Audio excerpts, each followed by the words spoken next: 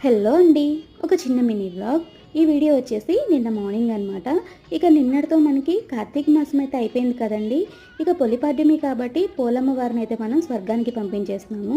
అంటే ఈ నెలంతా పూజ చేయని వాళ్ళు ఈ పొలిపాడ్యమి రోజు ఒక్కరోజు చేసినా ఈ కార్తీక మాసం అంతా కూడా పూజ చేసినంత పుణ్యం వస్తుంది అంటారు. ఇక నేనైతే ఎర్లీ మార్నింగే లేచి ఇల్లంతా కూడా క్లీన్ చేసేసుకొని నేను కూడా ఫ్రెష్ అయిపోయి ముందుగా తులసమ్మ దగ్గర అయితే దీపాలు వెలిగించేశాను. తర్వాత ఇలా బయట కూడా దీపాలు వెలిగించేసి పూజ అయితే చేసుకుంటున్నాను.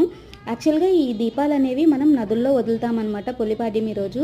ఇక నదుల దగ్గరికి వెళ్ళలేని వాళ్ళు ఇక ఇంటి దగ్గరే బేషన్‌లో ఇలా వాటర్ పోసుకొని అందులో కొంచెం పసుపు, కుంకుమ, అక్షింతలు, పూలు వేసుకొని ఇక్కడే మనం పోలమ్మ వారిని అయితే స్వర్గానికి పంపించుకోవచ్చు. ఇంకా నాకైతే వెళ్ళడం కుదరలేదనమాట. సో, అందుకని నేనైతే ఇలా ఇంటి దగ్గరే పూజ అయితే చేసుకున్నాననమాట.